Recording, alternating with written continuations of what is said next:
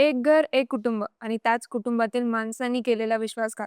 छत्रपती संभाजीनगर जिल्ह्यातील सिल्लोड तालुक्यात असं काही घडलं ज्यामुळे संपूर्ण परिसर हादरून गेला. दिराने आणि पुतण्याने घरात घुसून वहिनीचा विनयभंग केला आणि थांबवायला गेलेल्या नवऱ्याला इतकं बेदम मारलं की त्याचा जागीच मृत्यू झाला. नेमकं काय घडलं जाणून घेऊया या व्हिडिओच्या माध्यमातून. नमस्कार, मी प्रीतीन, तुम्ही पाहताय समांतर. मंडळी, ही घटना छत्रपती संभाजीनगर जिल्ह्यात सिल्लोड तालुक्यात असलेल्या माणिकनगर या गावी घडली. हे एक शांत गाव. इथं लोक शेती करतात, साधं जीवन जगतात. याच गावात एक कुटुंब राहत होतं. त्याचे प्रमुख व्यक्ती होते प्रकाश आसाराम मोहिते, वय 50 वर्ष. साधा मेहनती माणूस. त्यांच्या पत्नी या संपूर्ण घटनेत पीडित आहे. या घटनेतील आरोपी संजय आसाराम मोहिते, वय 40 वर्ष, म्हणजे प्रकाश यांचा धाकटा भाऊ.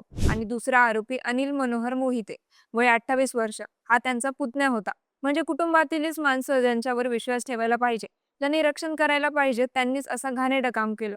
शुक्रवारच्या दुपारी प्रकाश मोहिते घराबाहेर गेले होते. घरात त्यांच्या पत्नी एकट्याच होत्या.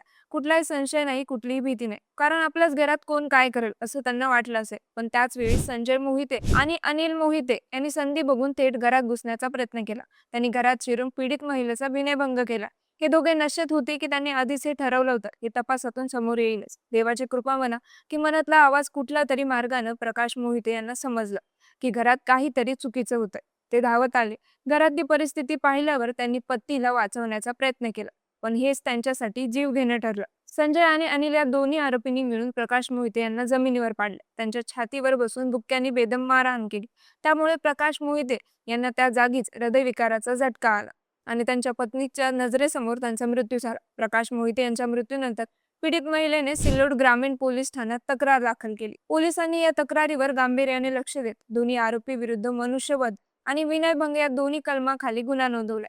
पोलिसांनी तक्रार मिळताच तातडीने हालचाल सुरू केली. मुख्य आरोपी संजय आसाराम मोहिते याने पळून जाण्याचा प्रयत्न केला, पण पोलीस त्याच्यापेक्षा एक पाऊल पुढे होते. शनिवारी रात्री पोलिसांनी भवन परिसरात सापळा रचला. योग्य नियोजन करून संजय मोहिते याला अटक केली.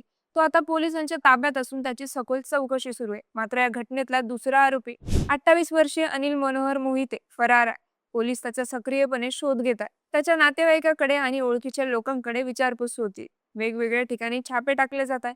लवकरच त्यालाही अटक करण्यात येईल. या घटनेची बातमी पसरता संपूर्ण सिल्लोड तालुक्यात संतापाची लाट उसळली. लोक रस्त्यावर उतरले. या कृत्याचा सर्वत्र निषेध होऊ लागला. नातेसंबंधांना काळिमा फासणारी ही घटना कुणालाही सहन होण्यासारखी नाही. दीर आणि पुतण्याकडून बहिणीसोबत असं घडावं आणि त्यात पतीचाही बळी जावा, यात 2 गुन्हे दाखल झाले. त्यामुळे आरोपीला कठोर शिक्षा होण्याची शक्यता आहे आणि तशी मागणी स्थानिक लोकांकडूनही केली जाते. बाकी तुम्हाला या प्रकरणाबद्दल काय वाटतं? आम्हाला कमेंट्समध्ये नक्की कळवा आणि समांतरला सबस्क्राईब करायला विसरू नका.